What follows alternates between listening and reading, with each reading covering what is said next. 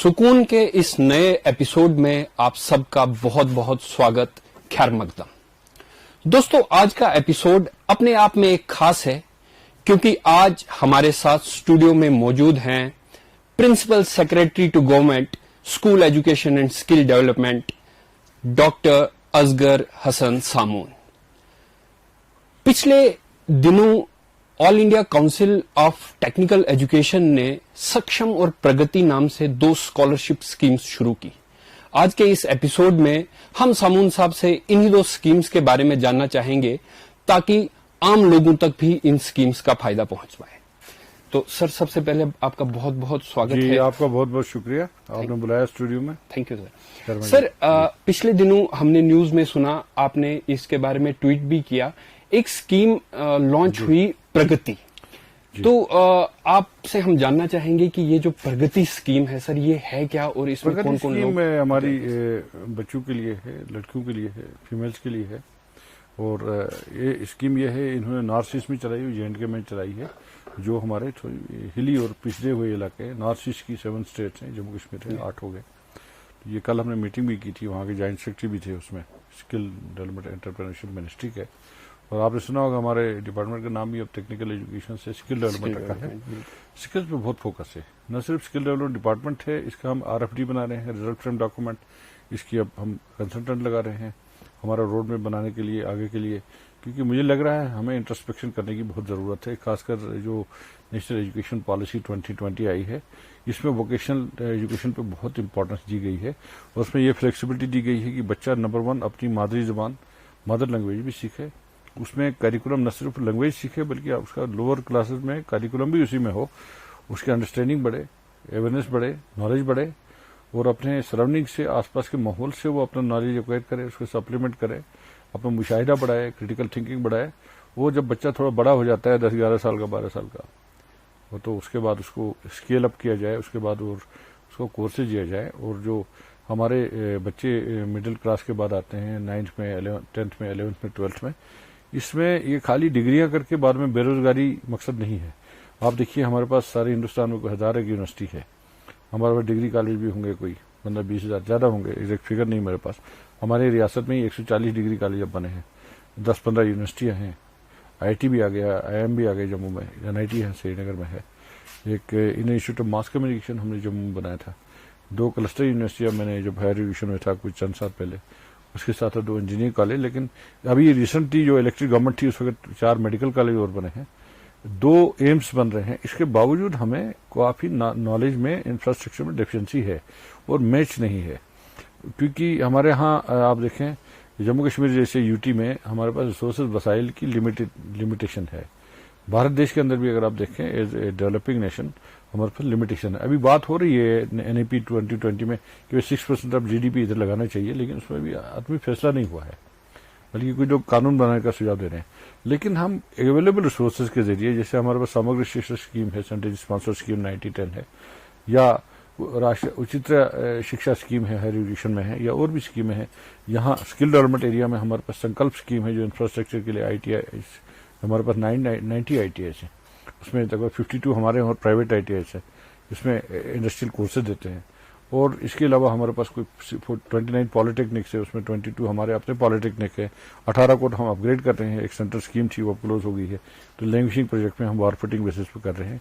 2 polytechnic में हम बारामूला और जम्मू में रोबोटिक्स इंट्रोड्यूस कर रहे हैं, ये इलेक्ट्रिक व्हीकल मैन्युफैक्चर का सिखा रहे हैं, इंटरनेट ऑफ थिंग्स सिखा रहे हैं, और बाकी चीजें, आर्टिफिशियल इंटेलिजेंस और दूसरी चीजें हम इंट्रोड्यूस कर रहे हैं नए नए सब्जेक्ट्स में।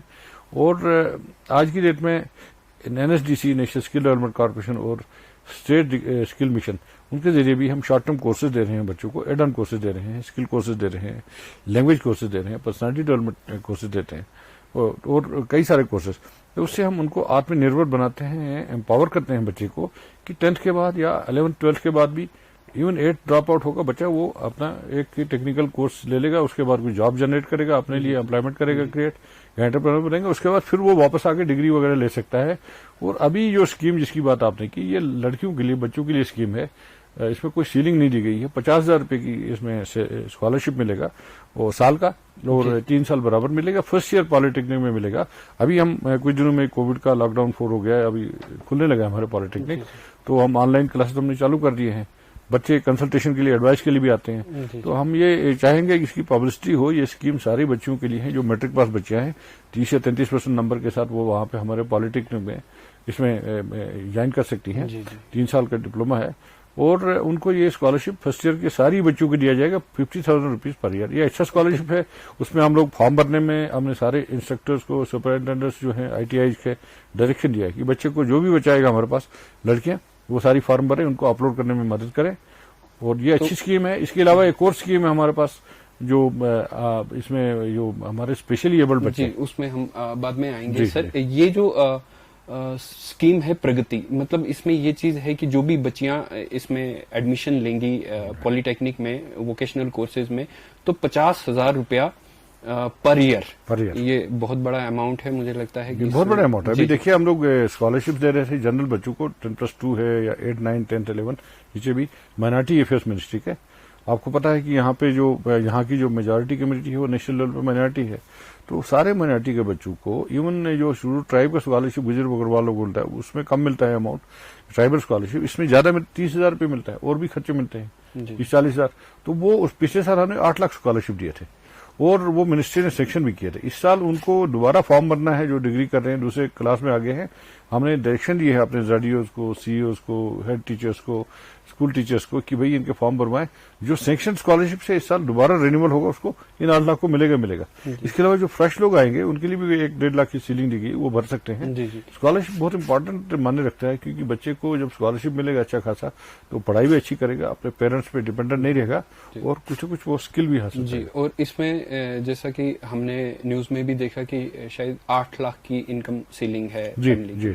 तो इसमें उसकी सीलिंग के अंदर ही बच्चे आते हैं। ज्यादातर हमारे पास देखिए, मेरे पास 15 लाख बच्चे पढ़ते हैं जो गरीब परिवार से हैं, बहुत ज्यादा वेल टू डू फैमिली नहीं है। हायर सेकेंडरी, हाई स्कूल में अच्छे फैमिली के बच्चे भी हैं। इसके अलावा हमारे पास पॉलिटेक्निक में भी 25-30 हजार बच्चे इधर ITIs में हैं उसमें, और पॉलिटेक्निक में भी हैं 5-8 हजार बच्चे हैं। इस साल थोड़े कम हो गए हैं, इसलिए हमने बोपे से उसको डीलिंग किया है। अब उनका हम लोग उसी बेसिस पे ले लेंगे, first come first serve basis पे। तो जब स्कॉलरशिप भी मिलेगा तो काफी बच्चे ड्रॉप आउट कर जाते थे, क्योंकि वो गरीब परिवार से होते थे। स्कॉलरशिप खासकर स्पेशली एबल्ड बच्चों के लिए कोई स्कॉलरशिप नहीं था। और मैं अभी NSDC की बात कर रहा हूँ। इसमें हमारे पास जो स्कीमें चलाते हैं, प्राइम मिनिस्टर कौशल विकास योजना, PMKY, उसमें लड़कियों को तो किराया भी मिलता है आने जाने का। और उनको जो भी इंफ्रास्ट्रक्चर सपोर्ट है, 10-15 हजार रुपये जो उनको जाता है 3 महीने 6 महीने की ट्रेनिंग, वो सरकार बर्दाश्त करती है। उनको कोई भी फीस देने की जरूरत नहीं। तो इससे जो भी लड़कियां हैं जो वोकेशनल ट्रेनिंग ले रही हैं, उनको एक बहुत बड़ी सहूलियत मिलेगी। सर, दूसरी चीज स्पेशली एबल्ड जो लोगों पर मैं आना चाहूंगा, इसके लिए हमने न्यूज में सुना कि आपने सक्षम नाम से एक स्कॉलरशिप स्कीम शुरू की। गवर्नमेंट ऑफ इंडिया की minister of skill and entrepreneurship ने नॉर्थ ईस्ट के लिए और JNK के लिए, बिल्कुल इसी की बात, वो भी 50,000 रुपये। जी, तो इसमें जो एलिजिबिलिटी क्राइटेरिया, मतलब कौन लोग होंगे जो इसमें, जो एडमिशन लेगा उसको मिलेगा, जो भी स्पेशली एबल्ड होंगे, स्पेशली एबल्ड और एडमिशन लेंगे पॉलिटेक्निक में। जी। तो सर, इन दोनों स्कीम्स के लिए अप्लाई करने का क्या मेथड है? बस अभी हम एडमिशन शुरू कर रहे हैं। जी, एडमिशन शुरू करेंगे, ऑनलाइन फॉर्म भरेंगे, अभी टाइम है, इसमें लास्ट डेट है जी, और उन सबको स्कॉलरशिप मिलेगा। जी। तो इसके लिए आप कोई हेल्प डेस्क भी रखेंगे? हमने सारे सुपरिटेंडेंट्स ITI और सारे प्रिंसिपल पॉलिटेक्निक को बता के रखा है। खासकर ये जो स्कीमें आपने मेंशन की है पॉलिटेक्निक के लिए है, तो वो उनको फॉर्म भरवाएंगे, उनको इंश्योर करेंगे। उनको हमने 1-2 बार मीटिंग्स की थी, इसलिए इस प्रोग्राम में भी आपको कहता हूँ कि ताकि लोगों को पता चल जाए। किसी को स्कीम के बारे में मजीद जानकारी लेनी हो, हमारे डायरेक्टर स्किल डेवलपमेंट है मिस्टर सजाद गनाई, वो यहाँ पे बेमना बाईपास में उनका दफ्तर है। इसके अलावा हमारे पास हर एक पॉलिटेक्निक के प्रिंसिपल साहब हैं, और हमारे 22 पॉलिटेक्निक, लगभग हर जिले में पॉलिटेक्निक्स है। कई जगह वुमेन्स पॉलिटिक्स अलग है, जैसे श्रीनगर में है, जम्मू में है, और इसके अलावा प्राइवेट पॉलिटेक्निक्स हैं, वो भी इसमें अवेल कर सकते हैं। सर, अब हम स्कूल एजुकेशन की तरफ आते हैं। आपके पास स्कूल एजुकेशन का भी चार्ज है, in fact principal secretary to school education आप हैं। सर, आप हमें बता पाएंगे कि पिछले दिनों गवर्नमेंट ने डिसीजन लिया स्कूल्स को खोलने का, तो कोविड के दौरान में क्या कुछ खदशा है? ये एमएचए का डिसीजन है, मिनिस्टर ऑफ होम अफेयर्स का। और लॉकडाउन 4 आपने देखा होगा, उसमें ये इजाजत दी गई है कि पेरेंट्स की कंसेंट से, वालिदैन की कंसेंट से बच्चे अपने टीचर से डाउट क्लियर करने के लिए, टेक्निकल एडवाइस लेने के लिए आ सकते हैं। क्योंकि हमने अभी 5-6 महीने से जो ऑनलाइन क्लासेस चलाई हैं, दूरदर्शन से टेलीविजन क्लास चलाए, ऑडियो क्लास भी चलाए है, रेडियो क्लास भी चलाए है, नोट्स भी उनको दिए हैं, रिटर्न नोट्स दिए हैं वहां से, SI से जो अब SCRT बन चुका है। तो उसके अलावा कुछ गेप्स वगैरह रहती है, लर्निंग गेप्स। बच्चे को कभी तसल्ली नहीं होती है, टीवी क्लासेस में वो क्वेश्चन नहीं पूछ सकता था। अभी हमने एक और टेक्नोलॉजी लाई है जो आसाम में शुरू की थी, अब दूसरा यहाँ जम्मू कश्मीर में होगा बहुत जल्दी। वो सैटेलाइट के जरिए हमें क्लासेस में पढ़ाएंगे बच्चों को। वो उनके, अगर हम डिश एंटीना दे पाए तो घर पे भी बच्चे देख सकते हैं। क्योंकि कई बच्चे हैं जो डिजिटल डिवाइड की वजह से या रिमोटनेस की वजह से, हमारे यहाँ पहाड़ी रियासत है, वो उसको एक्सेस नहीं कर पाते हैं। और दूसरी बात जो है, ये टीवी क्लासेस 1 वे हैं, हम 2 वे चाहते हैं कि जिसमें एंड पे बच्चा क्वेश्चन भी पूछे। ये टेक्नोलॉजी हम ला रहे हैं सैटेलाइट के जरिए। बल्कि मैं समझता हूँ आपका ये स्टूडियो हम यूज करेंगे, दूरदर्शन का स्टूडियो यूज करेंगे कंटेंट जनरेशन के लिए, उससे खर्चा हमारा कम होगा। तो हम कोशिश करेंगे कि बच्चे तक ज्यादा पहुंचे, बच्चे को सवाल करने का मौका मिले। अब ये लॉकडाउन फॉर हमारे लिए इससे अच्छा है कि क्योंकि नवंबर में हम फाइनल एग्जाम कर रहे हैं। अभी हमने बाइनल एग्जाम्स कोई 40,000 बच्चे का शुरू किया, 45,000, 8-10 हजार बच्चा अभी नहीं आया है, लगभग 10-1500, 8-10 हजार 1500 बच्चा, बाकी सारे आए हैं। उन्होंने आज भी एग्जाम हमारे चल रहे हैं और ऑफलाइन ले रहे हैं। तो हम लोग ऑनलाइन क्लासेस भी चला रहे हैं लगभग 10-15 लाख बच्चों का। और उसके अलावा जो बच्चे वंचित हैं इससे, उनके लिए कम्युनिटी क्लासेस 3-4 लाख बच्चों को चला रहे हैं। और इन बच्चों को हम मिड डे मील भी पहुंचाते हैं डोर टू डोर, तकरीबन 8.5 लाख बच्चों को। और इसके साथ साथ किताबें भी हमने इनको बांटी हैं, जितने भी टाइटल्स हैं, टेक्स्ट बुक्स वगैरह है। टेक्स्ट बुक के लिए हमने अलग एक SCRT बनाई है अब, उसके लिए कंटेंट जनरेशन के लिए। और इसके साथ साथ हमारे जितने भी डाइट्स हैं, उसमें 30-40 प्रोफेसर होते हैं हर डाइट में, सारे जिलों में है। ये कोई 400 प्रोफेसर हैं, 800 प्रोफेसर हैं लगभग। तो ये प्रोफेसर हैं। उसके अलावा कुछ जम्मू में एक SCRT का ब्रांच रहेगा, कश्मीर में एक ब्रांच रहेगा, उनके 9 स्कूल्स हैं हर जगह पे, लैंग्वेज पे है, फिजिक्स पे है, केमिस्ट्री पे है, बाकी जगह पे है। तो हम उनको इस काम पे लगाए हुए बच्चों की अच्छी अच्छी किताबें बनाएं। क्योंकि हम लोग टेक्स्ट बुक्स तो देते हैं बच्चों को, NCERT की भी है, हमारी JK बोस की भी है, लेकिन सारी लैंग्वेजेस, हमारे मेजर जो 8 लैंग्वेजेस हैं, हर किताब हमारे पास मौजूद नहीं है। कुछ 96 टाइटल बनते हैं, उसमें 50 टाइटल हमारे पास हैं। एक तो ये है। दूसरी बात जो है, आपको एक्स्ट्रा रीडिंग के लिए बुक्स का लोकल लैंग्वेज में ट्रांसलेट करना पड़ेगा। अगर आप नई पॉलिसी ये भी कहती है मैं डोगरी में आपको केमिस्ट्री में पढ़ाऊं तो क्या करूं, किताब डोगरी में होनी चाहिए। या फिजिक्स को कश्मीरी में पढ़ाना है, उसके लिए किताब होनी चाहिए। ये हम यूनिवर्सिटी प्रोफेसर्स, कॉलेज प्रोफेसर्स, इन सबको जोड़ के एक प्लेटफॉर्म बना रहे हैं SCRT में, ताकि उनको कंटेंट जनरेशन हो जाए, उसके साथ साथ कम्युनिकेट हो जाए। दूसरा, आजकल ऑडियो बुक्स का भी आप देखें रिवाज है, वीडियो का भी है। जो वीडियो ऑडियो से आप एक बात कहते हैं, एक सिंगल फोटोग्राफ जो है 1000 वर्ड्स के बराबर होता है। ऑडियो विजुअल मीडियम को यूज करके बहुत पावरफुल मीडियम है एजुकेशन के लिए। खासकर कोविड सिचुएशन में घर बैठ के बच्चा तालीम ले सकता है।